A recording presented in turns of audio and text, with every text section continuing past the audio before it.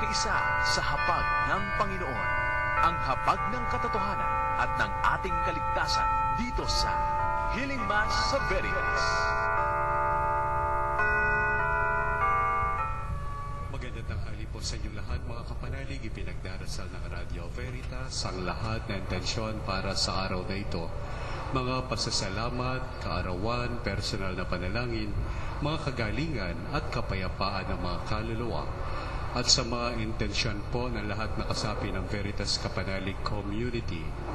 Ngayon po ay Huwebes na ika-12 linggo sa karaniwang panahon at paggunita kay San Ireneo, isang obispo at martir.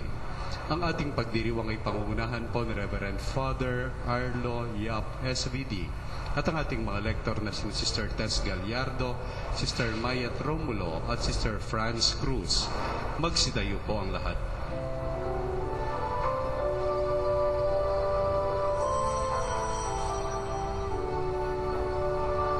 Bayan muling magtipon, awitan ng Panginoon, sa piging sariwain, pagliligtas niya sa atin. Bayan nating alalahanin, panahong tayo'y inalipin, ng ngalan niya'y ating sambitin, paanong di tayo lingapin. Bayan muling magtipon, awitan ng Panginoon, sa piging sariwain, pagliligtas niya sa atin. Sa piging sariwain, pagliligtas niya sa atin. Sa ngalan ng Ama at ng Anak at ng Espiritu Santo, Amen. ang pagpapal natin Panginoon sa Kristo, pag-ibig ng Diyos at liwanag ng Espiritu Santo ay sumanyong lahat. At sumaiya rin. Mayroong binabanggit ng Panginoon tungkol sa pananampalataya. At sinasabi niya, hindi lahat na tumatawag sa Kanya ng Panginoon na maliligtas. Depende sa mga tao na kinig ng salita at tinupad ang mga salitang iyon. Ito po ating unang pagbasa na kung saan si Joaquin, hari ng Huda, ay hindi naging tapat sa Diyos. Kaya si King Nebuchadnezzar ng Babylon, ginapi ang Jerusalem at ginawang alipin sina Haring Joaquin at ang kanyang mag-anak. Nakakalungkot kasi yung mga kayamanan na King Solomon ay nakulimbat ni King Nebuchadnezzar at parang parusang dumating sa Israel yung nangyari ngayon na ang kaharian ng Babylon ay siyang sumakop sa kanila. Bago tayo magpatuloy sa ating katahimikan, tayo dudulog muli sa Panginoon upang tayo humingi ng kanyang awat kapatol sa ating mga pagkakasala. Inaamin ko Sa mga pangyarihang Diyos at sa inyo mga kapatid, na lubha akong nagkasala sa isip, sa salita, sa gawa, at sa aking pagkukulang. Kaya isinasamo ko sa mahal na Birheng Maria, sa lahat ng mga anghel at mga banal, at sa inyo mga kapatid, na ako'y ipanalangin sa Panginoong ating Diyos. kawatan makapangyarihan Diyos, patawal sa ating makasalanan, patubayan tayo sa buhay na walang hanggan. Amen. Manalangin tayo. Gaya po nasabi ni Brother Homer kanina, ngayon po kapistahan ni San Ireneo. Siya po ay nabuhay noong 130 AD until 2002. Siya sa mga decisive role ng pagpili ng mga listahan ng bagong tipan ng Biblia. So, noong year 3rd century, doon binubuo yung listahan po ng buong Biblia sa Catholic Church. Manlangin tayo. Ama naming makapangyarihan, iniatas mo sa obispong si San Ireneo ang pagpapatatag sa katotohanan na yung itinuturo at sa masayang pagkakasundo ng iyong simbahan. Ipagkaloob mo bilang tugon sa kanyang pagdalangin na kaming dinudulutan mo ng pagbabago, bunga ng pananalig at pag-ibig ay maging laging masigasig sa pagpapaunlad ng pagkakaisa at pagkakasundo. Sa pamagitan ni Jesucristo kasama ang Espiritu Santo, magpasawala hanggan. Amen. Pagbasa mula sa ikalawang sulat ng mga hari. Si Joaquin ay 18 taon na maghari sa Jerusalem at ito'y tumagal ng 3 buwan. Ang kanyang ina ay sinahustan na anak ni Elnatan ng Jerusalem. Si Joaquin ay hindi naging kalugod-lugod sa Panginoon pagkat tinularan niya ang kasamaan ng kanyang ama. Nang panahong yaon, ang Jerusalem ay kinubkob ng mga kawal ni Haring Nabucodonosor, samantalang ang mga kawal ng Babylonia ay nakapaligid sa lungsod. Dumating ang Haring Nabucodonosor na magkagayon, sumuko sa kanya si Haring Joaquin, pati ang ina nito, mga katulong, mga pinuno at lahat ng tauhan ng palasyo. Binihag sila ni Nabucodonosor noong 2 taon ng kanyang paghahari. Sinamsampan niyang lahat ang kayamanan sa palasyo at sa templo. At tulad ng pinagpauna ng Panginoon, ipinasira niya ang mga kagamitang ginto na pinagawa ni Solomon sa templo. Tinangay niya ang lahat ng taga-Jerusalem, ang mga pinuno, mga kawal, mga dalubhasa at mga panday. Lahat-lahat ay umabot ng 10,000. Wala silang itinira, liban sa pinakamahihirap. Tinangay nga niya sa Babylonia si Joaquin, ang ina nito, mga asawa, mga pinuno, at lahat ng pangunahing mamamayan sa Jerusalem. Tinangay rin niya ang may 7,000 kawal at ang 1,000 dalubhasa at mga panday na pawang matitipuno at angkop maging mandirigma. Sinatanyas ay ipinalit ni Nabucodonosor kay Joaquin bilang hari ng Huda at pinalitan niya ng Sedekias ang pangalan nito. Ang salita ng Diyos. Salamat sa Diyos. Dahil sa ngalan mo, Poon, iligtas mo kami ngayon. Dahil sa ngalan mo, Poon, iligtas mo kami ngayon. Panginoong Diyos, pinasok ng hintil ang lupang pangako. Hayot iyong masdan. Winasak ang lungsod, ang banal mong templo ay nilapastangan.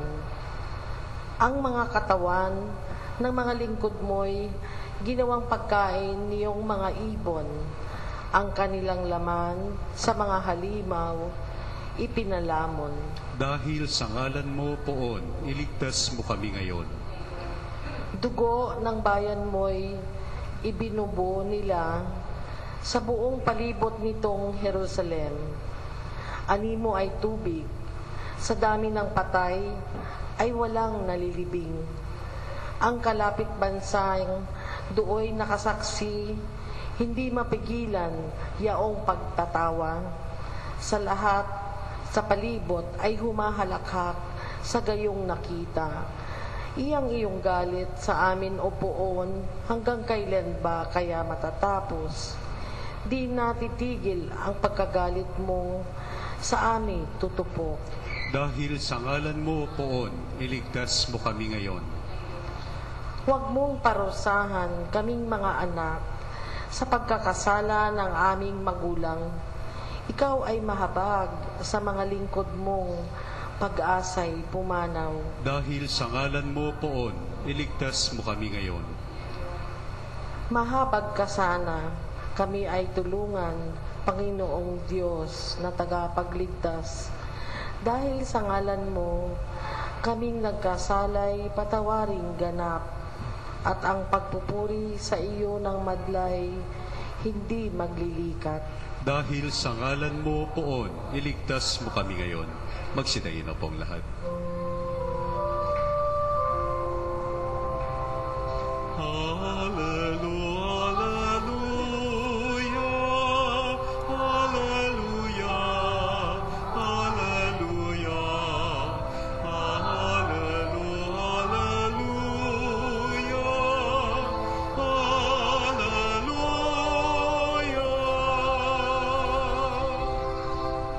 Sumainyo ang Panginoon. At sumainyo rin. Ang mabuting balita ng Panginoon ayon kay San Mateo. Papuri sa iyo, Panginoon. Noong panahon iyon, sinabi ni Jesus sa kanyang alagad, hindi lahat na tumatawag sa akin, Panginoon, Panginoon, ay papasok sa kaharian ng langit, kundi yaon lamang sumusunod sa kalooban ng aking amang nasa langit.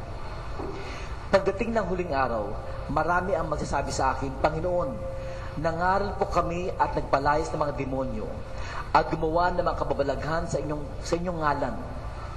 At sasabihin ko sa kanila, kailanman hindi ko kayo nakikilala. Lumayo kayo sa akin mga mapaggawa na masama. Kahit ang bawat nakikinig at nagsasagawa ng mga salita kong ito ay matutulad sa isang taong matalino na nagtayo ng kanyang bahay sa ibabaw ng bato. Umulan ng malakas, bumaha at binayo ng malakas na hangin ang bahay na iyon. Ngunit hindi nagiba sapagkat nakatayo sa ibabaw ng bato. Ang bawat nakikinig ng aking mga salita at hindi nagsasagawa nito ay matutulad sa isang taong hangal na nagtayo ng kanyang bahay sa buhanginan. Umulan ng malakas, bumaha at binayo ng malakas na hangin ng bahay. Bumagsak ang bahay na iyon at tubusan na wasak. Naman sabi ni Jesus, ang mga napananalitang ito, ang mga tao'y namangha sapagkat nagturo siya na parang isang may kapangyarihan at tinitulad ng mga eskriba. Mga kapatid, ito ang mabuting balita ng ating Panginoon. Pinupuri ka namin, Panginoong Hesus Kristo.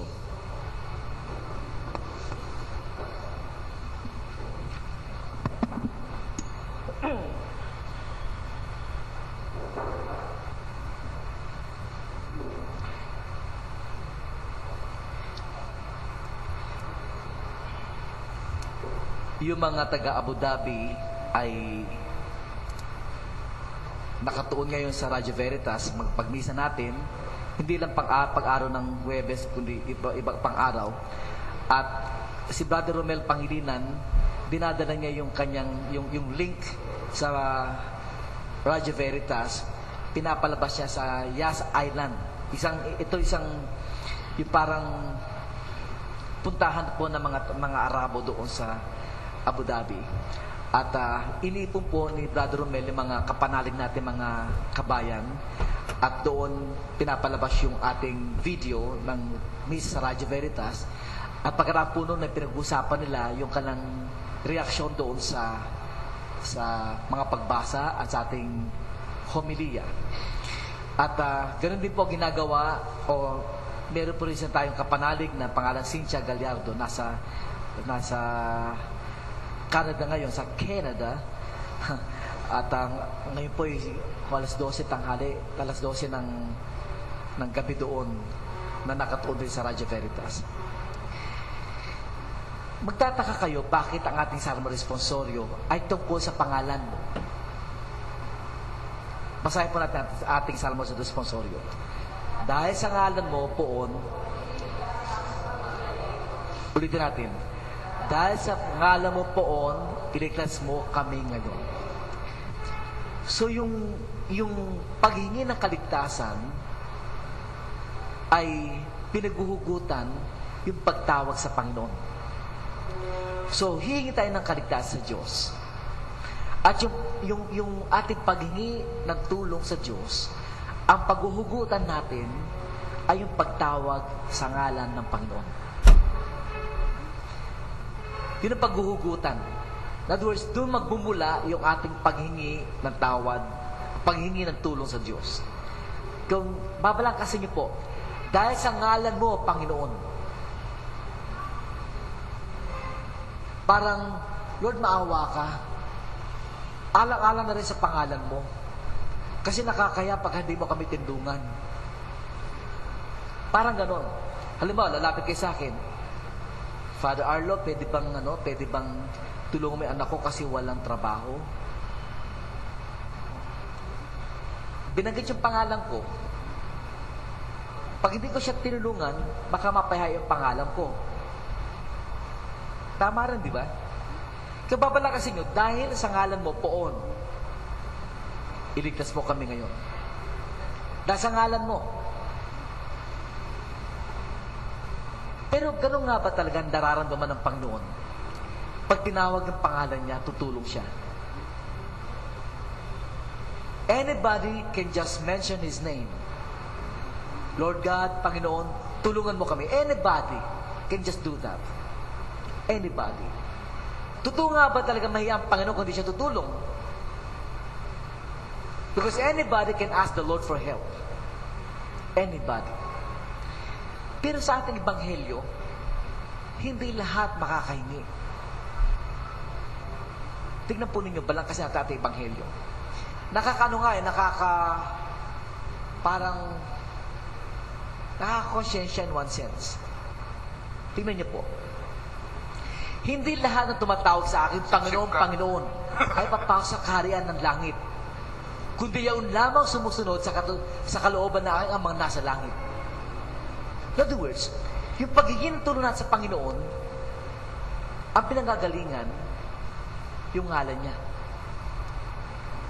Ang tanong ko, kung di ba siya susunod sa ating, kung di ba siya tutugon sa ating pangangailangan, nakakaya ba sa pangalan niya? Hindi. Ang mapapahiya, yung tumatawag sa kanya. Hindi siya. Ulitin ko, halimbawa, si Brother Homer Viray, you will ask him, Brother Homer, pwede bang yung anak ko ikakasal, ikaw tumugtog sa kasal ng anak ko? Si Brother Homer, kung tatanggihin niya yun, kahit wala naman siyang dahilan para tumanggi, nakakaya rin sa pangalan niya. Pero dahil may pangalan si Brother Homer, baka tanggapin niya. Kasi nakakaya para sa kanyang pangalan. Kaya, dahil sa ngalan mo poon, iligtas mo ako ngayon. Pero, ang Diyos ba, mapapahiya kung di siya tutugon sa ating pangangailangan? Kamukha ba ni Brother Homer na mapapahiya, nakakaya kung tatanggi siya? Hindi. Lilitaw, hindi siya nahihiya eh. Hindi siya mahiya kung tatanggi. Ang mapapahiya, yun ang hihingi sa kanya. Kasi not everybody is worthy to ask the Lord. Saan manggagaling yung worthiness na yun? Saan manggagaling yung ganun lakas na loob na humingi sa kanya? Binigay ng Panginoon kanyang sinasabing kondisyon. Yaon lamang sumusunod sa kalooban na aking amang nasa langit. In other words, it is not just mentioning the name of God. Lord, please, tulungan mo ako. Hindi lang pala yun. Not anybody can ask God for help. Okay, anybody can ask God for help. Mas maganda, anybody. But not anybody papakinggan ng Diyos. Bakit? Ang pagbabatayan niya ng kanyang pagtulong are those sumusunod sa kalooban ng Ama.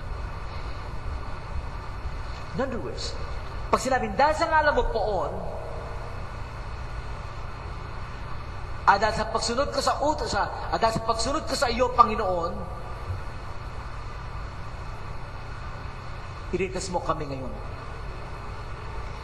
Yung sumusunod sa Kanya. Babalang kasi natin maigi. Araw ng linggo, sisimba ang mga tao. Iba-iba motibo ng pagsimba. Iba sisimba because obligasyon yun. Mababaw. Iba sisimba dahil kasama yung mga barkada. Mababaw. Iba sisimba dahil yun ang gusto ng Diyos sa atin. Mas malalim yun. In other words, anything that we do sa kalooban sana ng Diyos. May mga bagay na kalooban ng Diyos na madali at masarap tanggapin. Like, blessings. Kalooban ng Diyos yan eh. Masarap tanggapin. Pasalamat ka. Masarap magpasalamat eh. Lord, thank you. Iba pa nga nakakalimot eh. Wala namang kahirap-hirap magpasalamat sa Diyos. For all the blessings, hindi dapat mahirap yon. Okay? Pero pag nakakalungkot nga, hindi nga mahirap magpasalamat, nakakalimutan pa.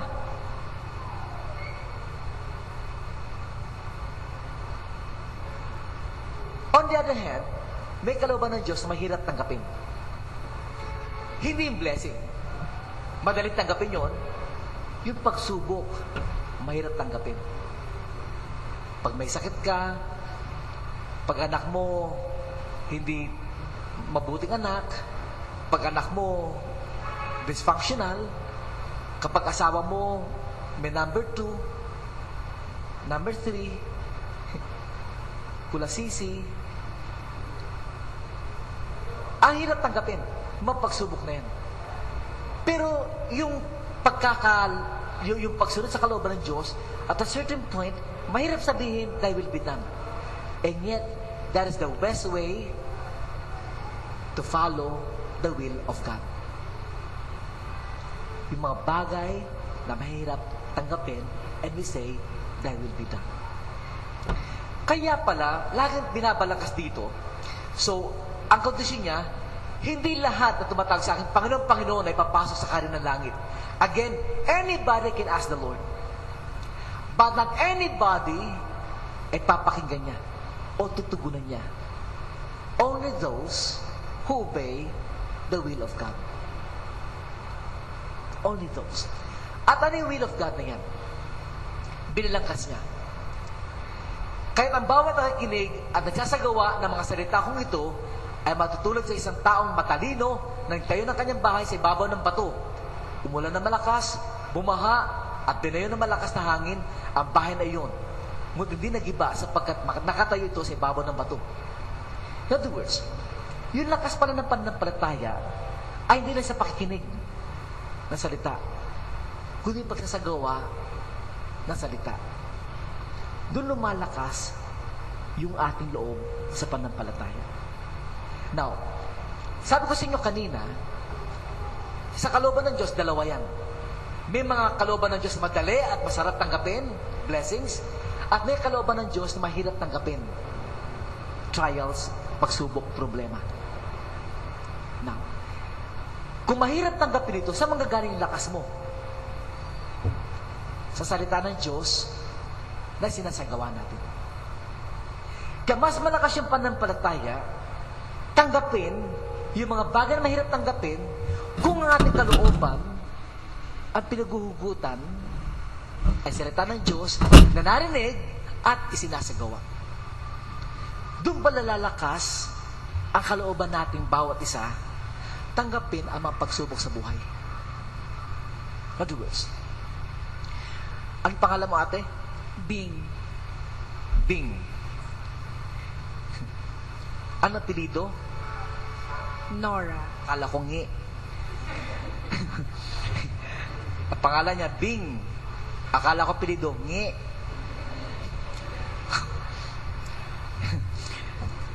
Ate Bing, iba na yung pananampalataya mo ngayon. Kesa nung mga bata-bata pa tayo. Yung pananampalataya mo, nakakapakinig ka ng salita ng Diyos. At may mga salita ng Diyos na siya naging lakas mo. Anong paborito mong anong paborito mong salita ng Diyos na naging lakas mo? Magtiwala ka lang. Ano ba? Magtiwala ka nino?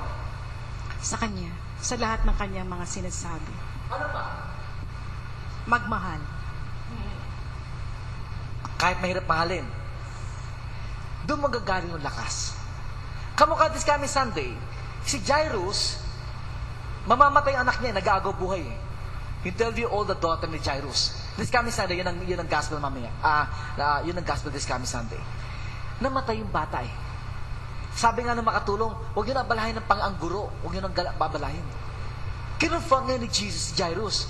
Sabi niya, Jairus, do not be afraid.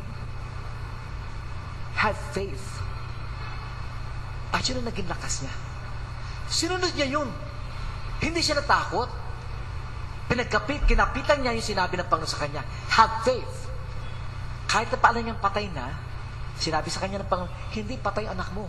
Natutulog lang. Sa bandang uli, sabi ng Panginoon sa bata, Talita kumi. Little girl, rise up. At yung bata ay muling nabuhay. Doon ang gagaling yung lakas mo at bibing. Kaya nga, yung lakas na yan, At siyang pangahawakan natin para sundin ang kanyang kalooban. At pag sinunod mo niya ang kanyang kalooban, at saka siya tutulong. Ulitin ko, pag sinunod mo ang kanyang kalooban, at saka siya tutulong. Kaya babanggitin yung pangalan niya, at the back of your mind, may pananampalataya na nakinig sa salita at isinasagawa ang narinig. Yun yung mga taong yon ang makakahingi at tutulungan ng Diyos. Gagamitin ang pangalan niya, sutuparin ang kalooban niya. At yon ang mga ililigtas ng Panginoon. So first reading, pinakita ko anong pwede mangyari sa isang taong nakinig ng salita at hindi nagsagawa. Si Joaquin ay hari ng Mahuda. Bahagi ito ng Israel. At ayon sa ating unang pagbasa, sabi dito, si Joaquin ay hindi naging kalugod-lugod sa Panginoon pagkat tinularan niya ang kasamaan ng kanyang ama. Yung ama niya, tinularan niya. Baliktad eh. Hindi niya tinularan ang ama sa langit. Ang tinularan niya, yung ama niya na masama rin. Kita niyo, dalawang pangalan binabanggit. Amang nasa langit, amang nasa lupa ni Joaquin. Ang ganda pagkakasabi eh. Ang kanyang ina ay si Nahustan na anak ni Elnatan ng Jerusalem. Si Joaquin ay hindi naging kalugod-lugod sa Panginoon pagkat tinularan niya ang kasamaan ng kanyang ama. Hindi niya sinunod yung kalooban ng ama sa langit. Ang sinunod niya, yung kalooban ng ama niya sa lupa. Yung ama niya na naging masama, ang tinularan ni Joaquin. Ang naging parusa, dumating si King Nebuchadnezzar ng Babylon at ginapi ang Jerusalem. Pinarusahan sila.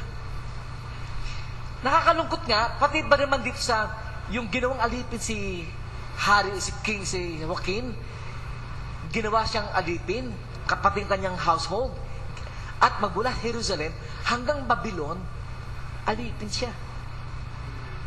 Imagine, king na siya, Joaquin pa. 2 beses naging king. King na, Joaquin pa.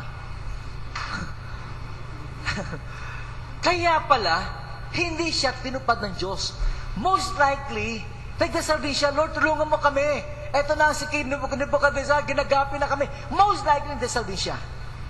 But God did not listen to his prayers. Hindi siya pinakinggan. Bakit? Sapagkat hindi niya sinunod ang ngalan ng Panginoon. Ang sinunod niya, yung ngalan ng ama niya sa lupa. Ang ganda ng pagkakasabi. Dito, pagkat tinularan niya ang kasamaan ng kanyang ama, sinusunod niya ang kasamaan ng kanyang ama. Samantan sa ating gospel, pagkakadugtong natin, ang bawat nakikinig at nagsasagawa ng mga salita kong ito ay matutulad sa isang tao na matalinos at nagtayo ng kanyang bahay sa ibabaw ng bato. At sa bandang huli, ang bawat nakikinig na salita, nang masabi at gumawa ng kababalagan sa iyong pangalan. Okay.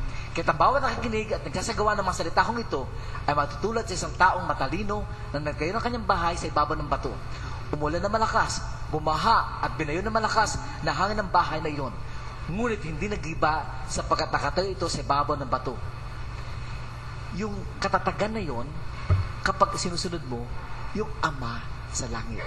Nakinig ka na, nagsagawa ka pa. Yon ang ngalan ng Panginoon dapat susundin. At yun ang lakas natin. Kahit na pa, mahirap sundin ang kanyang kalooban. Manggagaling ang ating lakas sa salita ng Diyos na nakinig tayo at nagsagawa nito.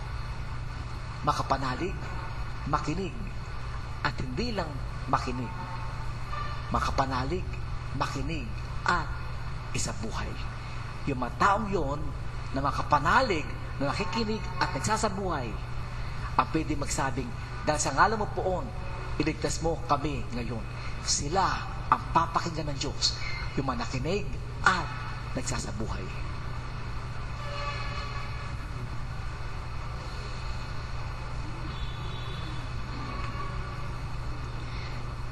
May pananalig tayong kumakapit sa Ebanghelyo na naghihikayat na ating itatag ang spiritual na tahanan sa kalooban ng Diyos. Sa bawat kahilingan at sasagot, Panginoon, dinggin mo aming panalangin. Panginoon, dinggin mo ang aming panalangin. Ang mga pinuno at miyembro ng simbahan naway mamuhay sa espiritu ng Ebanghelyo at laging hanapin ang kalooban ng Diyos sa pamamagitan ng tapat at mababang loob na nagpaglilingkod.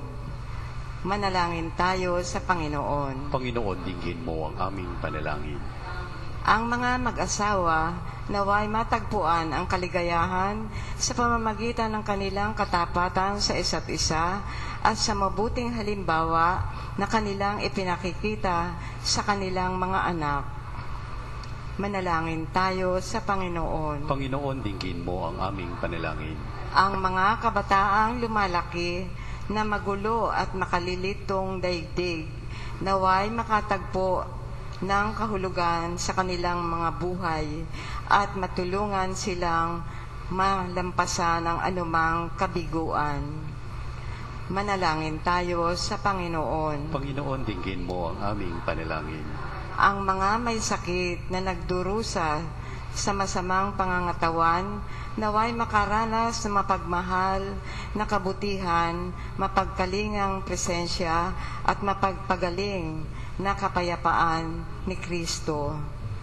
Manalangin tayo sa Panginoon. Panginoon, dinggin mo ang aming panalangin. Ang mga taong nauna nang lumisan sa mundong ito, naway igawad ang walang hanggang kapighatian at kahangahan sa walang katapusang liwanag. Manalangin tayo sa Panginoon. Panginoon, dinggin mo ang aming panalangin. At para sa mga intensyon po natin mga may kaarawan na sina Juan Corpus, Jonathan Corpus, Jerome Corpus, para rin sa mga kapanalig natin na may mga kahilingan, mga intentions po, lalo tigit makapanalig natin nakatuloy sa Radio Veritas, 10 na mga nandito mga kapanalig sa studio, kamukha na kasama po nila Peter Cruz, Pre, Canlas, Uy, Pato, Tividad, Mendoza, Oro, Antikin, Pagdanganan, Winnie, Early, Nonet, Tony, Lindsay Huco, Heidi, Esther, Mines, Sonia, Chit, Wilma, Tess, Terry, Homer, Marivic, and MJ, PJs and Long, Dr. Susyap, Dr. Paul Malabanan, Goring Perez, Nelly Mirable, Dali Alano, Ed, Tom, and Dante, Rod and Esther, Romel Pangilinan, Cynthia Gallardo, kagagaling po ni na Ben Rosing David, Bibsin Apple, Melly Rendor, Tita Glo Cabrera, Letty Hongko, Arve Bartolome, Christy Boy, and Leticia Terrado, Dali Caseco, Tony Malabanan, Alan Ramos, Flor Estilo, Don Don, Father Tony Ranada, Anthony Claro, at Bel Cornel. At para sa kahilingan po at mentions po ng kapanalig natin, Maalala Family. Maala Family. Manalangin tayo sa Panginoon. Panginoon, dinggin mo ang aming panalangin. Kasama po kagalingan si Dennis Field. Manalangin tayo sa Panginoon. Panginoon, dinggin mo ang aming panalangin. Panginoon Diyos, ukitin mo ang iyong mga salita at mga utos sa aming mga puso at takay mo kami sa daan ng pag-ibig at kapayapaan. Ito aming hiniling sa pamagitan ni Kristo ang aming Panginoon. Amen. Salamat sa iyo, aking Panginoong Jesus. Ako'y inibig mo at inangking lubos. Ang tanging alay ko sa'yo, aking Ama, ay buong buhay ko, puso at kaluluwa.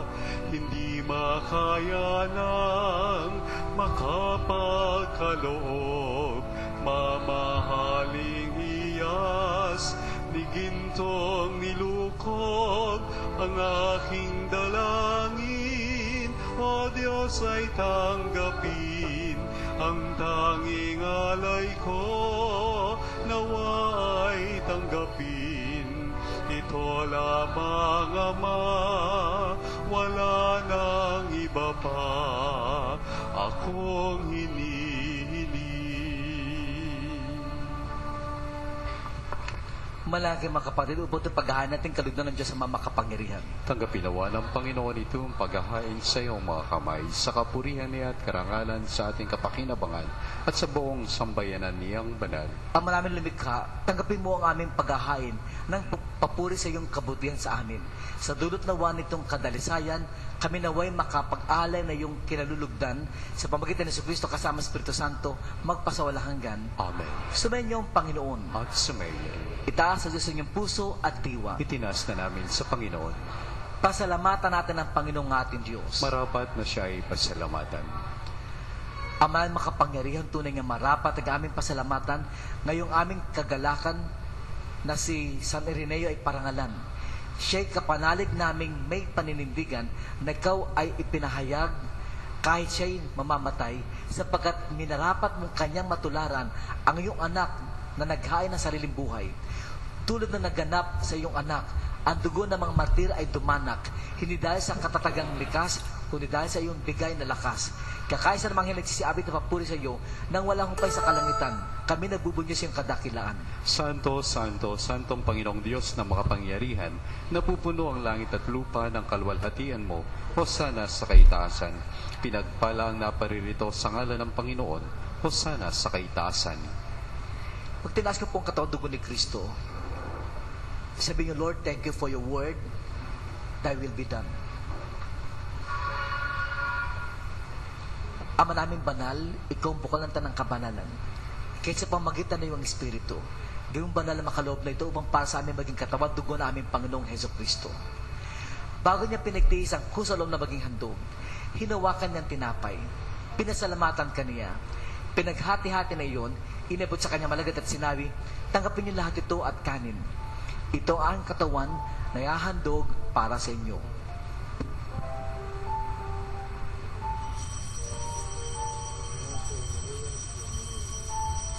Lord, salamat sa inyong salita. Thy will be done.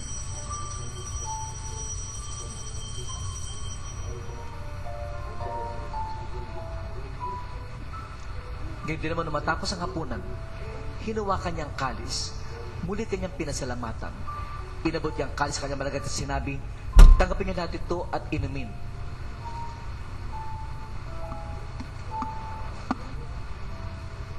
Ito ang kalis ng aking dugo ng bago't walang hanggang tipan. Ang aking dugo na bubuhos para sa inyo at para sa lahat sa kapagpapatawad ng mga kasalanan. Gawin niyo ito bilang pag-alaala sa akin. Lord, for whatever your will, thy will be done.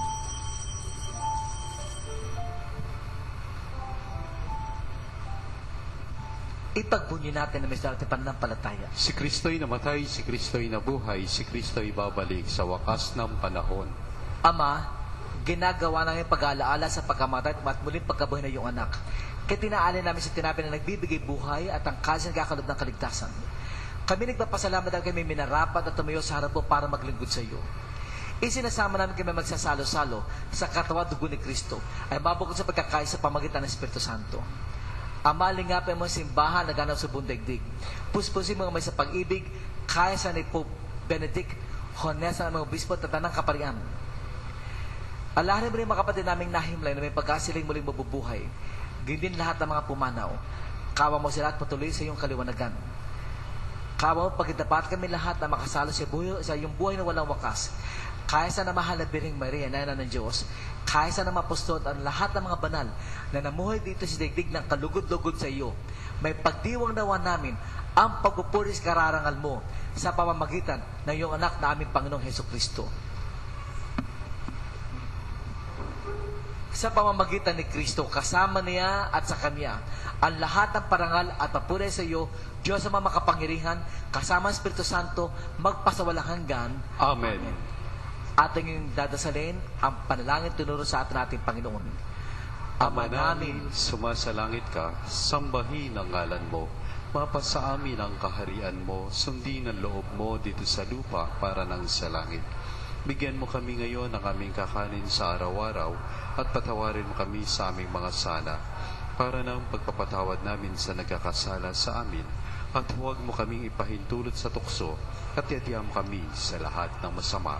Hiniling namin kami dyan sa lahat ng masama, pagkalooban ng kapayapaan araw-araw, iligtas sa kasalanan at ilayo sa lahat ng kapahamakan. Samantalang aming pinananipiklan na ang dakilang araw ng pagpapahayag ni Jesucristo ang aming tagapagligtas. Sapagat sa iyo ang kaharian at ang kapangyarihan at ang kapurihan magpakailanman. O Panginoon Jesucristo, sinabi sa mga apostol, kapayapaan iniiwan ko sa inyo, ang kapayapaan ay binibigay ko sa inyo. Tungayan ang aming pananampalataya at huwag ang aming pagkakasala. Pagkalooban mo kami ng kapayapaan at pagkakaya sa ayon sa iyong kalooban, kasama ang Espiritu Santo, magpasawalang hanggan. Amen. Ang kapayapaan ng Panginoon lagi sa inyo. At sumayin rin. When you bless each other, sabihin niyo po, for your faith and strength, God bless you and peace be with you. Okay? For your faith and strength, God bless you and peace be with you. You bless each other now, give that peace to one another. For your faith and strength, sa inyong pananalig at lakas, para sa inyong pananalig at lakas, God bless you and peace be with you. For your faith and strength, God bless you and peace be with you. Palakpakan ng Panginoon sa kanyang lakas na binibigay sa atin. Kordero ng Diyos na nag-aalis ng mga kasalanan ng sanlibutan, maawa ka sa amin. Kordero ng Diyos na nag-aalis ng mga kasalanan ng sanlibutan, maawa ka sa amin. Kordero ng Diyos na nag-aalis ng mga kasalanan ng sanlibutan, ipagkaloob mo sa amin ang kapayapaan. Mga kapatid, narito si Jesus. Pinapaalalahanan tayo. Dapat tayo lahat ay makikinig sa kanyang salita at isasagawa ito, isasabuhay ito, upang tayo lahat ay maligtas. Siya ang kordero ng Diyos na nag-aalis sa mga kasalanan sa libutan. Mapapagdang matang tinatawag si Piging ng Kordero. Panginoon, hindi ako karapat-dapat na magpatuloy sa iyo, ngunit sa isang salita mo lamang ay gagaling na ako.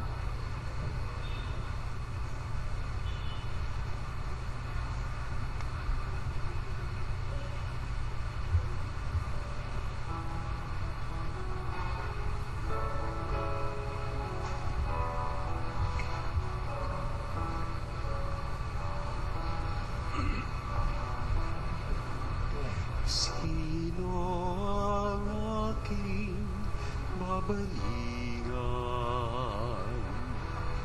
Panginoon ko, tanging ikaw, pagkataglay mo ang salita ng buhay. Ikaw ang buhay na walang hanggan.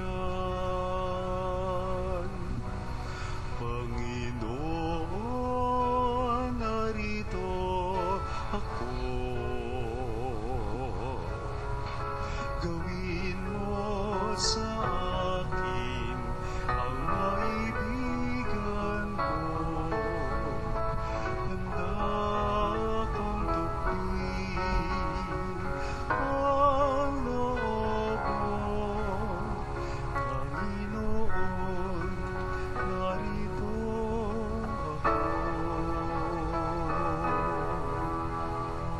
Sino ang aking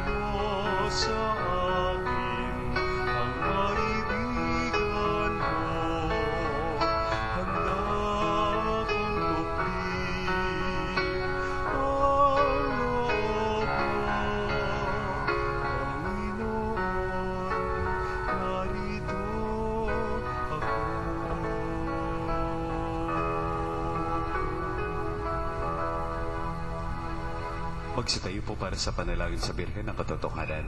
O Birhen ng Katotohanan, Ina ni Jesus, ang nagkatawang taong salita, salamat sa iyong anak. Tinatanggap ko siya bilang aking katotohanan at kaligtasan. Sa pakikinig sa salita ng Diyos, tulungan mo akong maging malaya. Sa oras ng hirap at pagsubok, linawin mo sa akin na nasa krusang tagumpay. Sa aking paglalakbay, akayin mo ako sa buhay ng paglilingkod at sa buhay na ganap at kasiyasiya. Kupkupin mo ako at ang aking mga kapanalig na nakikinig, natututo at nagmamahalan. O Maria, Birhen ng Katotohanan, ipanalangin mo kami. O Jesus, ikaw ang daan, ikaw ang katotohanan, at ikaw ang buhay. Iligtas mo kami. Amen. Manalangin tayo. Ama naming mapagmahal, kami nakinabang sa katawan dugo ni Kristo ng iyong anak, ay sumasamo sa iyong habag upang aming taimtim na ginanap ay maging pagtanggap namin sa tiyak mong paliligtas. Sa pamagitan ng Kristo kasama ng Espiritu Santo, magpasawalang hanggan. Amen. Isang magandang Tagalog na katumbas ng Thy will be done, yung pag sinabing isuko mo sa Panginoon. Isuko natin sa kanyang kalooban.